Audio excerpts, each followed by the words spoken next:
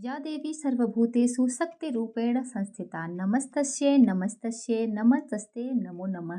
जय माता दी दोस्तों, मैं संध्या तिवारी प्रयागराज फैमिली में आप सभी का स्वागत करती हूँ। आप सभी को शारदीय नवरात्रि की बहुत बहुत शुभकामनाएं। आज की इस वीडियो में हम श्री दुर्गा सप्तशती के अध्याय का श्रवण करेंगे। उसके पहले हम देवी कवच, अगला स्तोत्र और किलकम का पाठ करेंगे। तो आइए शुरू करते हैं। देवी कवच। मार्कंडेय जी ने कहा, हे पितामह, जो साधन संसार में अत्यंत गोपनीय है, जिससे मनुष्य मात्र की रक्षा होती है तथा आपने अब तक जिसे किसी से भी प्रकट नहीं किया है, वह साधन मुझे बताइए। ब्रह्मा जी ने कहा, हे ऋषि श्रेष्ठ, संपूर्ण प्राणियों का कल्याण करने वाला देवी का कवच अत्यंत गोपनीय है। हे महामुने, उसे सुनिए। हे मुने, दुर्गा की 9 शक्तियां हैं। पहली शक्ति का नाम शैलपुत्री हिमालय कन्या पार्वती है। दूसरी शक्ति का नाम ब्रह्मचारिणी पर ब्रह्म परमात्मा को साक्षात कराने वाली। तीसरी शक्ति चंद्र घंटा, चंद्रमा जिसकी घंटा में है। चौथी शक्ति कुष्मांडा, सारा संसार जिसके उदर में निवास करता है। पांचवी शक्ति स्कंद माता, कार्तिकेय की जननी है। छठी शक्ति कात्यायनी, महर्षि कात्यायन के अप्रतिम तेज से उत्पन्न होने वाली है।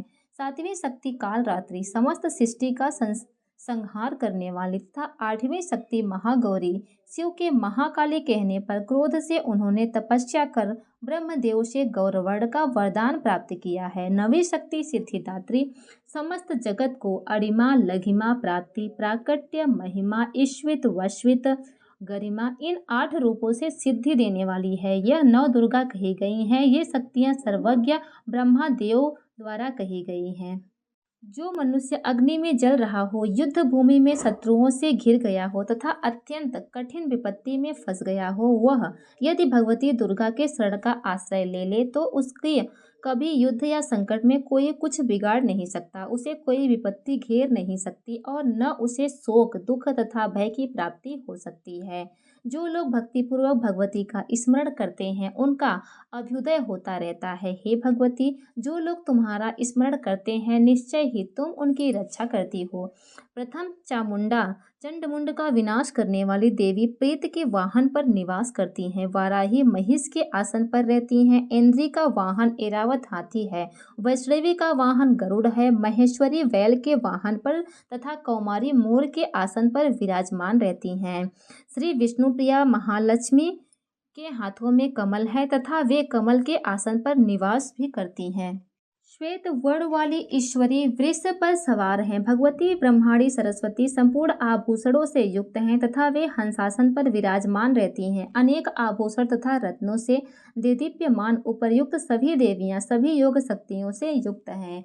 इनके अतिरिक्त और भी देवियां हैं जो दैत्यों के विनाश के लिए तथा भक्त जनों की रक्षा के लिए क्रोध युक्त होकर रथ में सवार रहती हैं तथा इनके हाथ में शंख, चक्र, गदा, शक्ति, हल, मूसल, खेटक, तोमर, परशु, पाश, भाला, त्रिशूल तथा उत्तम सांग, धनुष आदि अस्त्र शस्त्र विराजमान है। देवताओं की रक्षा करना ही एकमात्र उनके अस्त्र शस्त्र धारण करने का उद्देश्य है।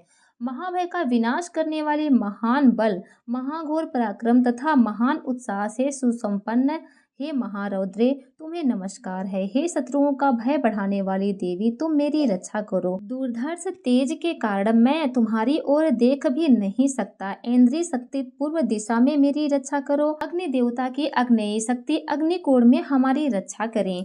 वाराही शक्ति दक्षिण दिशा में, खड्ग धारिणी नैऋत्य कोण में, वारुणी शक्ति पश्चिम दिशा में तथा मृग के ऊपर सवार रहने वाली शक्ति वायव्य कोण में हमारी रक्षा करें। भगवान कार्तिकेय की शक्ति कौमारी उत्तर दिशा में, शूल धारण करने वाली ईश्वरी शक्ति ईशान कोण में, ब्रह्माणी ऊपर तथा वैष्णवी शक्ति नीचे हमारी रक्षा करें। इसी प्रकार 100 के ऊपर विराजमान चामुंडा देवी 10 दिशाओं में हमारी रक्षा करे। आगे जया, पीछे विजया हमारी रक्षा करे। बाएं भाग में अजिता, दाहिने भाग में अपराजिता, शिखा में उद्योतिनी तथा सिर में उमा नियम पूर्वक हमारी रक्षा करे। ललाट में मालाधरी, दोनों भ्रू में यशस्विनी, भ्रू के मध्य में त्रिनेत्रा तथा नासिका में यमघंटा हमारी रक्षा करें। दोनों नेत्रों के बीच में शंखिनी, दोनों कानों के मध्य में द्वारवासिनी, कपोलों में कालिका, कर्ण में मूल भाग में सांकरी हमारी रक्षा करें। नासिका के बीच सुगंधा, ओष्ठ में चर्चिका, अधरोष्ठ में अमृतकला तथा जिह्वा में सरस्वती हमारी रक्षा करें। कौमारी दांतों की चंडिका कंठ प्रदेश की चित्रघंटा गले के तथा महामाया तालु की रक्षा करे। कामाक्षी होड़ी की सर्वमंगला वाणी की भद्रकाली ग्रीवा के तथा धनुष को धारण करने वाली देवी रीढ़ प्रदेश की रक्षा करे। कंठ के बाहर नीलग्रीवा और कंठ की नली में नलकूबरी, दोनों कंधों की खड्गधारिणी तथा वज्र को धारण करने वाली देवी दोनों बाहु की रक्षा करे। दोनों हाथों में दंड को धारण करने वाली दंडिनी तथा अंबिका उंगलियों की हमारी रक्षा करे। सुलेश्वरी नखों की तथा कुलेश्वरी कुछ प्रदेश में स्थित होकर हमारी रक्षा करे। महादेवी दोनों स्तनों की शोक को नाश करने वाली शोक विनाशनी मन की रक्षा करे। ललिता देवी हृदय में तथा शूलधारिणी उदर प्रदेश में स्थित होकर हमारी रक्षा करे। नाभि में कामिनी तथा गुहा भाग में गुहेश्वरी हमारी रक्षा करे। कामिका तथा पूतना लिंग की तथा महेशवासिनी गुदा की हमारी रक्षा करे। भगवती कटि प्रदेश में तथा विंध्यवासिनी घुटनों की रक्षा करे। संपूर्ण कामनाओं को प्रदान करने वाली महाबला जंघा की रक्षा करें। नारसिंही दोनों पैरों की घुंटियों की, तेजसी देवी दोनों पैरों के पिछले भाग की, श्रीदेवी पैर की उंगलियों के तथा तलवासिनी पैर के निचले भाग तलुओं की रक्षा करें। कराली नखों की ऊर्ध्वकेशनी देवी केशों की, कौमेरी रोमावली के छिद्रों के तथा वागीश्वरी त्वचा में हमारी रक्षा करे। पार्वती देवी रक्त मज्जा वसा मांस हड्डी और मेदे की रक्षा करे। काल रात्रि आंतों की तथा मुकुटेश्वरी पित्त की रक्षा करे। पद्यावती सहस्त्र कमल में चूड़ामणि, कफ में ज्वालामुखी, नख राशि में उत्पन्न तेज की तथा अवेद्या जिसका किसी शस्त्र से भेदन न हो, सभी संधियों जोड़ों से हमारी रक्षा करे। ब्रह्मांडी शुक्र की छत्तेश्वरी छाया के धर्म को धारण करने वाली देवी हमारे अहंकार, मन तथा बुद्धि की रक्षा करे। वज्र हस्ता प्राण, अपान, व्यान, उदान तथा समान वायु की कल्याण से सुशोभित होने वाली कल्याण शोभना हमारे प्राणों की रक्षा करे। रस रूप गंध शब्द तथा स्पर्श विषयों का अनुभव करते समय योगिनी तथा हमारे सत्व रज एवं तमोगुण की रक्षा नारायणी देवी करें। वाराही आयु की, वैष्णवी धर्म की, चक्रिणी यश कीर्ति लक्ष्मी तथा धन विद्या की रक्षा करे। हे इंद्राणी तुम मेरे कुल की तथा हे चंडिके तुम हमारे पशुओं की रक्षा करो। महालक्ष्मी पुत्रों की तथा भैरवी देवी हमारी स्त्री की रक्षा करें। सुभता हमारे पथ की, क्षेम करी मार्ग की रक्षा करे। राजद्वार में महालक्ष्मी तथा सब और व्याप्त रहने वाली विजया भयों से हमारी रक्षा करे। हे देवी इस कवच से जिस स्थान की रक्षा नहीं कही गई है उस अरक्षित स्थान में पाप को नाश करने वाली जयंती देवी हमारी रक्षा करे। यदि मनुष्य अपना कल्याण चाहे तो वह कवच के पाठ के बिना एक पग भी कहीं भी यात्रा न करे, क्योंकि कवच का पाठ करके चलने वाला मनुष्य जिस स्थान पर जाता है उसे वहाँ धन का लाभ और संपूर्ण कामना एवं विजय की प्राप्ति होती है। वह पुरुष जिस जिस अभिष्ट वस्तुओं को पाना चाहता है वह उसे निश्चय ही प्राप्त होता है। कवच का पाठ करने वाला इस पृथ्वी पर अतुल ऐश्वर्य प्राप्त करता है। वह किसी से नहीं डरता तथा युद्ध में उसे कोई भी हरा नहीं सकता है। वह तीनों लोकों में उसकी पूजा होती है। यह देवी का कवच देवताओं के लिए भी दुर्लभ है। जो लोग तीनों संध्याओं में श्रद्धा पूर्वक इस कवच का पाठ करते हैं उन्हें देवी कलाप की प्राप्ति होती है। तीनों लोकों में उन्हें कोई जीत नहीं सकता। उस पुरुष की अपमृत्यु अकाल मृत्यु नहीं होती है। वह 100 से अधिक वर्षों तक जीवित रहता है। इस कवच का पाठ करने से लूता, सिर में होने वाला खाज का रोग, विस्फोटक, चेचक आदि सभी रोग नष्ट हो जाते हैं। स्थावर विष, कनेर, भांग, अफीम में रहने वाला जंगम विष, सांप, बिच्छू आदि से उत्पन्न, कृत्रिम विष, अफीम, तेल आदि में संयोग से उत्पन्न, ये सभी प्रकार के विष नष्ट हो जाते हैं। मारण, मोहन तथा उच्चाटन आदि सभी प्रकार के किए गए अभिचार, मंत्र तथा यंत्र पृथ्वी का तथा आकाश में विचरण करने वाले ग्राम देवता, जल में उत्पन्न होने वाले तथा उपदेश से सिद्ध होने वाले शूद्र देवता आदि कवच के पाठ करने वाले मनुष्य को देखते ही विनष्ट हो जाते हैं। जन्म के साथ उत्पन्न होने वाले ग्राम देवता, कुल क्रम से उत्पन्न होने वाले कुल देवता, कंठमाला, डाकिनी, शांकरी, अंतरिक्ष में विचरण करने वाले अत्यंत भयानक बलवान डाकिनियां, ग्रह, भूत, पिशाच, यक्ष, गंधर्व, राक्षस, ब्रह्म राक्षस, बेताल, कुष्मांड तथा भयानक भैरव आदि सभी अनिष्ट करने वाले जीव विशेष कवच का पाठ करने वाले पुरुष को देखते ही विनष्ट हो जाते हैं। कवचधारी पुरुष की राजा के द्वारा सम्मान की प्राप्ति होती है। यह कवच मनुष्य के तेज की वृद्धि करने वाला है।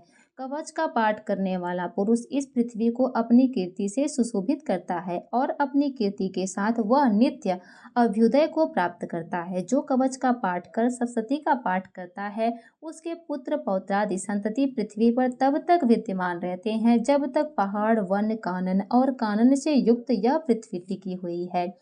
कवच का पाठ कर दुर्गा सप्तशती का पाठ करने वाला मनुष्य मरने के बाद महामाया की कृपा से देवताओं के लिए जो अत्यंत दुर्लभ स्थान है उसे प्राप्त कर लेता है और उत्तम रूप प्राप्त कर शिव जी के साथ आनंद पूर्वक निवास करता है। देवी कवच समाप्त। अगला स्तोत्र मार्कंडेय जी ने कहा, जिस जगदम्बिका के नाम जयंती, मंगला काली, भद्रकाली, कपालिनी, दुर्गा, क्षमा, शिवा, धात्री, स्वाहा, स्वधा, उस भगवती को हम नमस्कार करते हैं। हे चामुंडे तुम्हारी जय हो। प्राणियों की संताप हरण करने वाली हे देवी तुम्हारी जय हो। सब में व्यक्त रहने वाली हे देवी तुम्हारी जय हो। संहार रूप में संहार का निवास करने वाली हे कालरात्रि तुम्हारी जय हो। मधु तथा कैटभ का विदारण करने वाली एवं ब्रह्मदेव को वरदान देने वाली हे देवी तुम्हारी जय हो। हे भगवती तुम मुझे रूप दो, जय दो, यश दो तथा हमारे शत्रुओं का विनाश करो। महिषासुर का विनाश कर भक्तों को सुख देने वाली हे देवी तुम्हें नमस्कार है। तुम मुझे रूप दो, जय दो, यश दो तथा हमारे शत्रुओं का विनाश करो। रक्त बीज का वध करने वाली तथा चंड मुंड का विनाश करने वाली हे देवी तुम मुझे रूप दो, जय दो, यश दो तथा हमारे शत्रुओं का विनाश करो। शुंभ तथा निशुंभ और धूम्रक्ष का मर्दन करने वाली हे देवी तुम मुझे रूप दो, जय दो, यश दो तथा हमारे शत्रुओं का विनाश करो।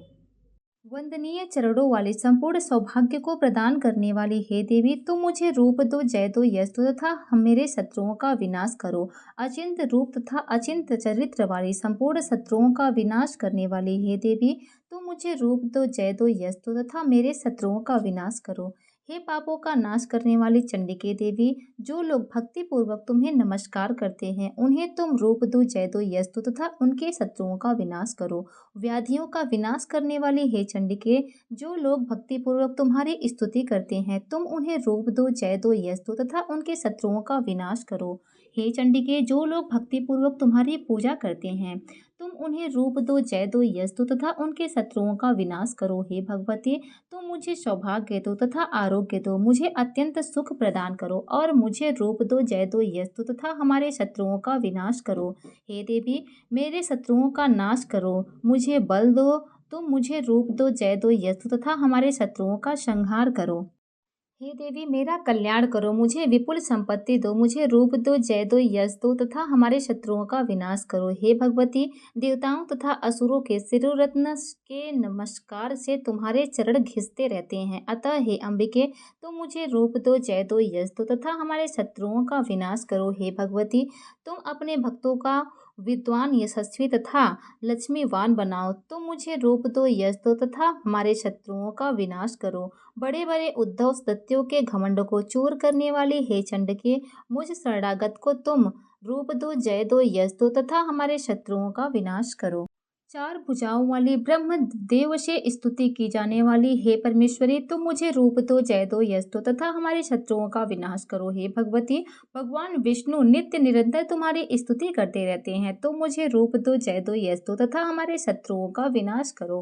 भगवान सदाशिव से स्तुति की जाने वाली हे परमेश्वरी तुम मुझे रूप दो, जय दो, यश दो तथा हमारे शत्रुओं का विनाश करो। इंद्र के द्वारा शुद्ध भावना से पूजी जाने वाली हे देवी तुम मुझे रूप दो, जय दो, यश दो तथा हमारे शत्रुओं का विनाश करो। अपनी प्रचंड भुजाओं से दैत्यों के घमंड को चूर चूर कर देने वाली हे देवी तुम मुझे रूप दो, जय दो, यश दो तथा हमारे शत्रुओं का विनाश करो। अपने भक्तजन का अत्यंत आनंद बढ़ाने वाली हे अंबिके तुम मुझे रूप दो, जय दो, यश दो तथा हमारे शत्रुओं का विनाश करो। हे भगवती हमारी इच्छा के अनुकूल चलने वाली सुंदर पत्नी मुझे प्रदान करे, जो उत्तम कुल में उत्पन्न हुई हो तथा संसार रूपी सागर से पार करने वाली हो। जो लोग इस अगला स्तोत्र का पाठ कर दुर्गा सप्तशती का पाठ करते हैं वे सप्तशती के पाठ का उत्तम फल प्राप्त करते हैं तथा प्रचुर धनराशि भी भगवती की दया से उन्हें मिलती है। इस प्रकार अगला स्तोत्र समाप्त।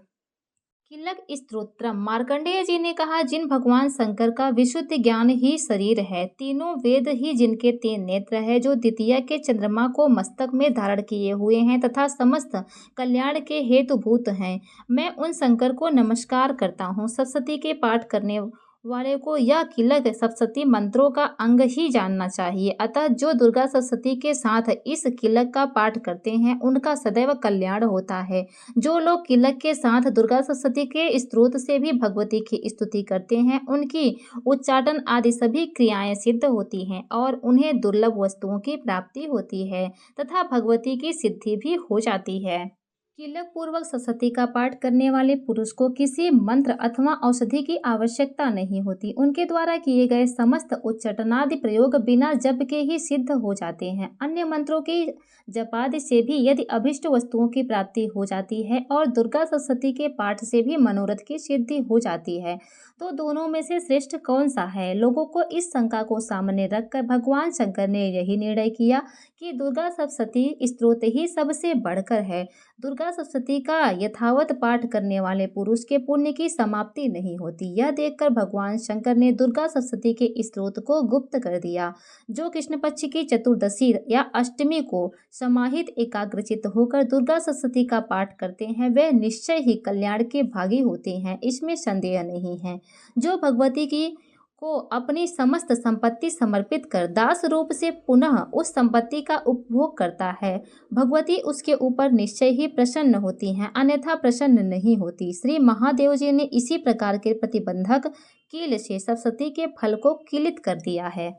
जो लोग इस प्रकार के किलक को निष्कील करके नित्य ही दुर्गा सप्तशती का पाठ करते हैं, वे सिद्ध हो जाते हैं, देवी का पार्षद तथा गंधर्व हो जाते हैं। सर्वत्र विचरते रहने पर भी उन्हें कभी कोई भय नहीं रहता, उनकी अपमृत्यु नहीं होती और वे मर जाने पर मोक्ष को प्राप्त करते हैं। इस किलक को जानकर ही उसका परिहार कर दुर्गा सप्तशती का पाठ करना चाहिए। यदि कोई किलक को न जानकर दुर्गा सप्तशती का पाठ करता है तो उसका विनाश हो जाता है। अतः किलन तथा निष्कीलन को जानकर ही दुर्गा सप्तशती का पाठ करना चाहिए। स्त्रियों में सौभाग्य, संतति तथा स्थित लक्ष्मी आदि जो कुछ भी दिखाई पड़ता है तथा भगवती की प्रसन्नता का ही फल है, इसलिए भगवती को प्रसन्न करने के लिए इस स्तोत्र का पाठ अवश्य करना चाहिए। इस स्तोत्र का मंद स्वर से उच्चारण कर पाठ करने से स्वल्प संपत्ति की प्राप्ति होती है, किंतु उच्च स्वर से पाठ करने पर तो संपूर्ण फल की प्राप्ति होती है। अतः उच्च स्वर से ही इसका पाठ करना चाहिए। जिस भगवती की प्रसन्नता से मनुष्य को ऐश्वर्य, सौभाग्य, आरोग्य, श्रेष्ठ संपत्ति, शत्रुनाश तथा मोक्ष की प्राप्ति होती है, उस जगदम्बा की स्तुति मनुष्य क्यों नहीं करते? किलक स्तोत्रम समाप्त। प्रथम अध्याय। मेधा ऋषि द्वारा राजा सुरथ एवं समाधि नामक दैत्य को देवी महात्म्य सुनाना तथा मधुकैटभ वध का वर्णन। मार्कंडेय जी ने कहा, सूर्य के पुत्र सांवरी, जिनकी गणना अष्ट मुनियों में की गई है, के उत्पन्न होने की कथा का सविस्तार वर्णन करता हूँ, सुनो। सूर्यपुत्र महाभाग सांवरी भगवती महामाया की कृपा से जैसे मनवंतर के स्वामी हुए, मैं वही घटना कहता हूँ। प्राचीन काल में स्वरोचित नामक मनवंतर के सुरथ नामक एक बहुत ही प्रतापी राजा थे। उनकी उत्पत्ति चैत्र वंश में हुई थी और सारी पृथ्वी पर उनका एक छत्र राज्य था। वे प्रजाओं का अपनी संतान के समान पालन पोषण करते थे। इतना होने पर भी कुल विध्वंसी नामक क्षत्रिय उनके शत्रु बन बैठे थे। राजा सुरथ दंड नीति का अत्यंत कड़ाई से पालन करते थे। राजा का विपक्षियों के साथ युद्ध हुआ। यद्यपि कुल विध्वंसी लोग अल्पसंख्यक वर्ग के थे, फिर भी उन लोगों ने राजा सुरथ पर विजय पा ली थी। राजा शत्रुओं से पराजित होकर अपने नगर को लौट आए और उनके देश तक ही उनका राज्य सीमित हो गया। पहले से अधिकृत की गई भूमि उन्हें छोड़नी पड़ी, किंतु तिस पर भी विद्रोहियों ने उनका पीछा न छोड़ा और राजा सुरथ पर पुनः आक्रमण कर दिया। राजा के बल पौरुष का ह्रास हो चुका था, इसलिए ऐसे सुयोग को मंत्रियों ने हाथ से जाने देना उचित न समझा और उन दुरात्मा मंत्रियों ने राजकीय सेना, वाहन, कोषागार आदि पर अपना पूर्ण आधिपत्य जमा लिया। राजा का स्वामित्व छिन गया था, इसलिए वह घोड़े पर सवार होकर अकेले ही आखेट के बहाने घने वन के भीतर चल दिए। उस वन में पहुंचकर राजा सूरत को विप्रों में श्रेष्ठ मेधा मुनि का आश्रम दिखाई पड़ा। उनके आश्रम में अनेकों मांसभक्षी हिंसक पशु अपनी हिंसावृत्ति को छोड़कर अत्यंत शांत भाव से विचरण करते थे। मुनि के शिष्य गणों से उस आश्रम तथा वन का सौंदर्य खिल उठा था। आश्रम में राजा के उपस्थित होने पर मुनि ने उनका सत्कार किया। राजा भी कुछ दिनों तक मुनि के आश्रम में रहकर विहार करते रहे। मोह माया से ग्रस्त होकर एक बार वहां राजा अपने मन में इस प्रकार चिंतन करने लगे, जो नगर पूर्व काल में मेरे पूर्वजों द्वारा शासित और पालित था, आज वही नगर मुझसे हीन होकर वीरान हो रहा है। न जाने मेरे अधम कर्मचारी उसकी धर्म परायणता के साथ रक्षा करते हैं या नहीं। मेरा हाथी जो सदा अपने शरीर से मद बहाया करता था और वीर था, न जाने वह किस अवस्था में होगा। जो लोग मेरी कृपा दृष्टि धन और भोजन के लिए लालायित रहकर मेरा अनुगमन करते थे, वे लोग अब निश्चय ही अन्य राजाओं के आश्रित होंगे। मेरे धन का उन लोगों के द्वारा दुरुपयोग किए जाने से अब कोष निश्चय ही रिक्त हो चुका होगा। इस प्रकार की अनेक चिंताएं राजा के मन में उथल पुथल मचा रही थी। एक दिन मेधा मुनि के आश्रम के निकट एक वैश्य को देखकर राजा उससे पूछ बैठे, भाई तुम कौन हो? यहाँ तुम्हारे आने का क्या अभिप्राय है? तुम तो बहुत ही शोकाकुल और अनमनस्क से लग रहे हो। राजा के इस प्रेम पूर्वक प्रश्न को सुनकर वह वैश्य राजा को नमस्कार करके विनीत स्वर से बोला।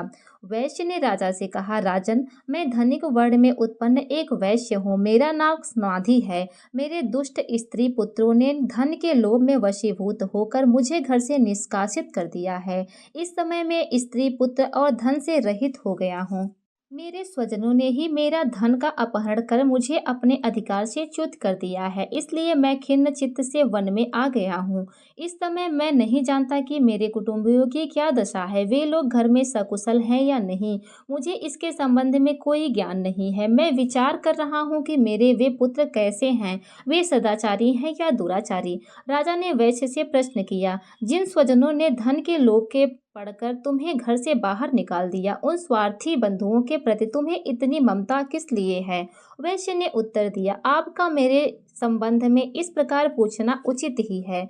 मैं क्या करूं? मेरा मन कुटुंबियों के प्रति निर्दय व्यवहार का नहीं हो रहा है। जिन लोगों ने धन की आकांक्षा से आदर, प्रेम और आत्मीयता की भावना का परित्याग कर मुझे इस दशा में पहुंचा दिया है, उन्हीं लोगों के प्रति मेरे मन में अगाध स्नेह तथा ममत्व का भाव है।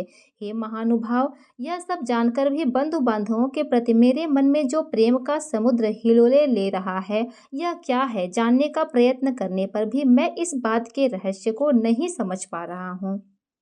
उन लोगों के वियोग में मैं उछासे ले रहा हूँ, जिसके फलस्वरूप मेरा हृदय अत्यंत व्यथित हो रहा है। उन लोगों में मेरे प्रति प्रेम का नितांत अभाव है, तो मैं भी मेरा मन उनके लिए तड़प रहा है, इसलिए मैं क्या करूँ? मार्कंडेय मुनि ने कहा, हे ब्राह्मण, तत्पश्चात राजा सूरत और समाधि नामक वैश्य एक साथ ही मेधा मुनि की सेवा में उपस्थित हुए और उनके प्रति उचित सम्मान दिखाकर वहीं बैठ गए। तब वैश्य और राजा ने परस्पर कुछ वार्ता प्रारंभ की। तब राजा बोले, हे भगवान, आपसे मैं एक निवेदन करना चाहता हूँ, आप उससे कृपा करके बताइए। मेरा मन स्ववश में न रहने के कारण बहुत ही क्लेशित है। जो राज्य मेरे हाथ से छिन गया है, उसके लिए अभी तक मेरे मन में पहले की तरह ममता बनी हुई है। हे मुनियों में श्रेष्ठ, यह बात मैं समझता हूँ कि अब उस पर मेरा सत्वत्व नहीं रह गया है, उसे अन्य लोगों ने हस्तगत कर लिया है। फिर भी अज्ञानियों की तरह से उसी के मोह में लिप्त हूँ। यह सब क्या है? मेरे ही समान यह वैश्य भी अपने घर से अनादृत हो पुत्र, स्त्री और सेवकों द्वारा परित्यक्त होकर निष्कासित कर दिया गया है। इसके स्वजनों ने भी इसका परित्याग कर दिया है। यह जानते हो भी यह वैश्य उन्हीं लोगों के स्नेह पाश में आबद्ध है। हम दोनों का ही हृदय इन सब बातों से अत्यंत क्षुब्ध है। दोष युक्त विषय में भी अभी तक मेरा मन ममतावश आकर्षित हो रहा है। हे महाभाग, हम दोनों ही समझदार हैं, फिर भी हम में जो मोह की प्रबल धारा उमड़ रही है वह क्या है? हम दोनों में प्रत्यक्ष रूप से अज्ञान के लक्षण दिखाई पड़ रहे हैं। तब ऋषि ने कहा, हे महाभाग, विषय मार्ग का ज्ञान सभी प्राणियों में विद्यमान होता है। इसी प्रकार विषय भी सभी जीवों के भिन्न भिन्न होते हैं। कुछ प्राणियों में कुछ प्राणियों को दिन में दिखाई पड़ता है, ठीक इसके विपरीत कुछ प्राणियों को रात्रि में देख पाते हैं। इसके अतिरिक्त कुछ जीव ऐसे भी होते हैं जो समान रूप से दिन और रात्रि में देख सकते हैं। यह बात सत्य है कि सभी प्राणियों में मनुष्य वर्ग अधिक समझदार होते हैं, किंतु केवल वे ही इस प्रकार समझदार नहीं होते। उनके अतिरिक्त पशु पक्षी और मृगादि जीव भी समझदार होते हैं। मनुष्यों की बुद्धि भी पशु पक्षियों और मृगादि जीवों के समान ही होती है। जैसे मनुष्यों की समझ होती है, वैसे ही उन मृगादि जीवों की भी समझ होती है। साथ ही साथ अन्य बातें भी प्रायः इन दोनों में समान रूप से पाई जाती है। इन पक्षियों को ही देखो, समझदार होते हुए भी स्वयं क्षुधातुर रहकर अपने बच्चों की चोंच में स्नेहवश अन्न के कण डाल देते हैं। हे राजन, क्या तुम नहीं जानते कि ये मनुष्य समझदार होते हुए भी लोभवश अपने उपकार के बदले उपकृत होने के निमित्त पुत्रों की इच्छा रखते हैं? यद्यपि उन सब में भी समझदारी का भाव होता है, फिर भी वे संसार की स्थिति, जन्म मृत्यु को, परंपरा को बनाए रखने वाली महामाया भगवती के प्रभाव द्वारा मोहरूपी भंवर में डाल दिए जाते हैं और उसी में वे जीव डूबते उतराते रहते हैं। इसमें आश्चर्य की कोई बात नहीं है। जगत पिता विष्णु भगवान की योग निद्रा रूपिणी महामाया से ही यह सारी सृष्टि मुग्ध हो रही है। वे महामाया ज्ञानियों के चित्त को भी बलात् आकर्षित करके मोह सागर में डाल देती हैं। वे ही समस्त सृष्टि के जगत दात्री हैं तथा जब वे ही प्रसन्न होती हैं तब मनुष्यों के उद्धार के लिए मुक्ति लाभ का वरदान भी देती हैं। वे ही परा विद्या, विद्याएं दो होती हैं, परा और अपरा, संसार बंधन और मोह ममता उत्पन्न कर्त्री सनातनी देवी हैं तथा समस्त ईश्वरों को भी अधिष्ठात्री हैं। तब राजा ने प्रश्न किया, भगवान, जिन्हें आप महामाया कहकर संबोधित कर रहे हैं, वे देवी कौन सी हैं? हे ब्राह्मण, उनका प्रादुर्भाव किस प्रकार से हुआ? उनके चरित्र कौन कौन से हैं? ब्रह्माविदों में श्रेष्ठ मुनि, उन देवी की उपरोक्त कथाएं मैं आपके श्रीमुख से श्रवण करना चाहता हूँ। ऋषि ने कहा, हे राजन, यथार्थ में देवी का स्वरूप नित्य और सनातन है। यह समस्त जगत उन्हीं का स्वरूप है और वे ही देवी समस्त विश्व के चराचर प्राणियों में व्याप्त हैं। उनकी उत्पत्ति अनेक प्रकार से होती है, वह मैं तुम्हें सुनाता हूँ। यद्यपि वे जन्म रहित और नित्य स्वरूपा है, तो भी जब देवताओं के कार्य सिद्धि के निमित्त अवतार ग्रहण करती हैं, उस समय उन्हें लोक में अवतरित होना माना जाता है। कल्पांत में जब समस्त विश्व महासमुद्र में विलीन हो रहा था और सब जीवों की पालनकर्ता भगवान विष्णु शेष शैया पर योग निद्रा में अभिभूत हो रहे थे, उस समय उनके कानों की मैल से दो भयंकर दानवों की उत्पत्ति हुई। वे असुर मधु कैटभ नाम से जगत में विख्यात हुए। जन्म लेने के बाद ही वे दोनों सृष्टिकर्ता ब्रह्मा जी का वध करने को उद्यत हो गए। उस समय ब्रह्मा जी भगवान विष्णु के नाभि कमल में अवस्थित थे।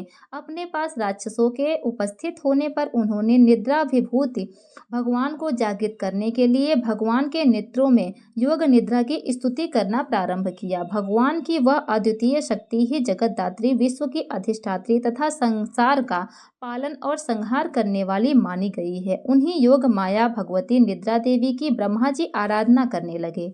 ब्रह्मा जी बोले, देवी, तुम ही स्वाहा स्वधा और वशकार हो, स्वर भी तुम्हारा ही रूप है। तुम ही प्राणदात्री अमृत रूपा हो। नित्य अक्षर प्रणव में आकार, उकार और मकर, इन तीनों मात्राओं में तुम्हारा ही अवस्थान है। इन तीन मात्राओं से भिन्न और जो बिंदु रूपा नित्य अर्ध मात्रा है, जिसका उच्चारण विशेष रूप से नहीं हो सकता, वह भी तुम ही हो। हे देवी, तुम ही संध्या, सावित्री तथा परम जननी स्वरूपा हो। तुम ही इस संपूर्ण ब्रह्मांड को धारण किए हुए हो।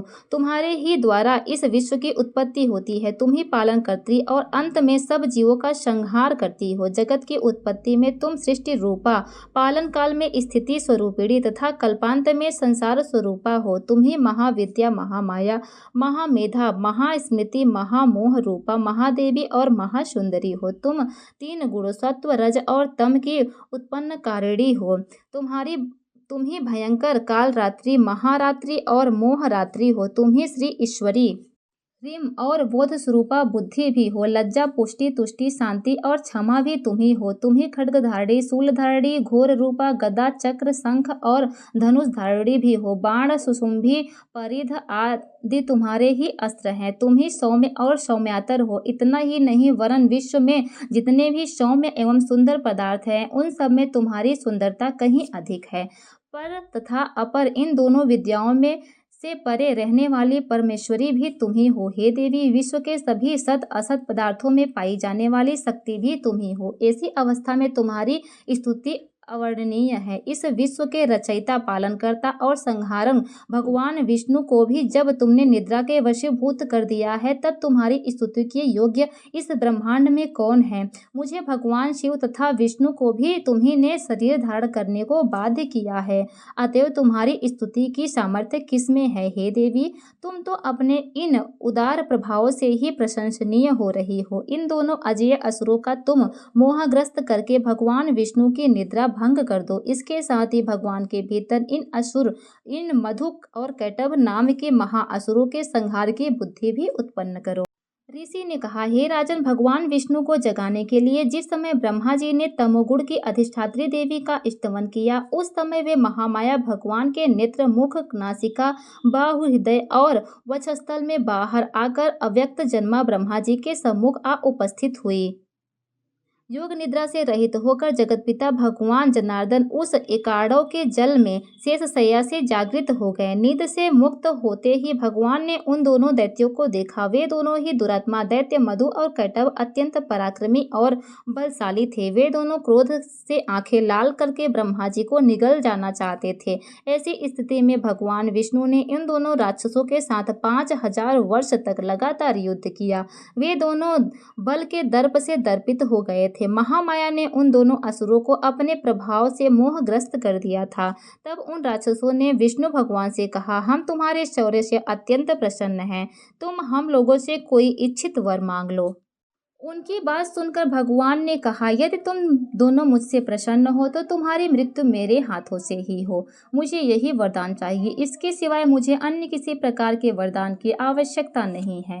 ऋषि ने कहने लगे, जब उन राक्षसों ने संपूर्ण पृथ्वी को भ्रमवश जलमग्न समझा, तब भगवान से कहा, मेरा वध किसी सूखे स्थान अर्थात जिस स्थान पर पृथ्वी जल में न डूबी हो में करो। ऋषि ने कहा। तब तथास्तु कहकर शंख चक्र गदा पद्यधारी भगवान विष्णु ने उन दोनों दैत्यों के मस्तक अपनी जांघों पर रखकर सुदर्शन चक्र के द्वारा काट दिए। यह महामाया देवी ब्रह्मा जी की स्तुति से संतुष्ट होकर स्वयं ही आविर्भूत हुई हैं। अब हम तुमसे उनके प्रभाव की महिमा का वर्णन करता हूँ, उसे श्रवण करो। इस प्रकार श्री मार्कंडेय पुराण के सर्वणी मनवंतर कथा के अंतर्गत देवी महात्म्य में वर्णित मधु कैटभ वध नामक प्रथम अध्याय समाप्त। जय माता दी। क्षमा प्रार्थना। हे जगदम्बिके, मेरे द्वारा किए गए पाठ में जहाँ कहीं मात्राओं की त्रुटि, विसर्ग अनुसार के उच्चारण में कमी रह गई हो, तो इन समस्त त्रुटियों को आप क्षमा करके मेरे किए गए संकल्पों को पूर्ण करने की कृपा प्रदान करें। हे परमेश्वरी, मेरे द्वारा रात दिन सहस्त्रों अपराध होते रहते हैं। यह मेरा दास है, ऐसा समझकर मेरे उन अपराधों को आप कृपा पूर्वक क्षमा करो। हे परमेश्वरी, मैं आवाहन नहीं जानती, विसर्जन करना भी नहीं जानती तथा पूजा करने की विधि भी नहीं जानती, अतएव मुझे क्षमा करो। हे परमेश्वरी, हे सुरेश्वरी, मैंने जो मंत्रहीन, क्रियाहीन और भक्तिहीन आपकी पूजा की है, वह सब आपकी कृपा से पूर्ण हो जाए। सैकड़ों अपराध करके भी जो आपके शरण में आकर जगदम्ब कह के पुकारता है, उसे वह गति प्राप्त होती है जो ब्रह्मादि देवताओं के लिए भी सुलभ नहीं है। जगदम्बिके, मैं अपराधी हूँ, किंतु आपकी शरण में आई हूँ। इस समय दया की पात्र हूँ, आप जैसा चाहें वैसा करें। हे परमेश्वरी देवी, अज्ञान से, भूल से अथवा बुद्धि की भ्रांति होने के कारण मैंने जो न्यूनता या अधिकता कर दी हो, वह सब क्षमा करें और मुझ पर प्रसन्न होवे। सच्चिदानंद स्वरूपा परमेश्वरी जगत माता कामेश्वरी, आप प्रेम पूर्वक मेरी यह पूजा स्वीकार करें और मुझ पर प्रसन्न होवे। देवी सुरेश्वरी, आप गोपनीय से गोपनीय वस्तुओं की रक्षा करती हैं। मेरे द्वारा निवेदन किए गए इस जप को ग्रहण करें। आपकी कृपा से मुझे सिद्धि, सफलता प्राप्त हो। जय माता दी।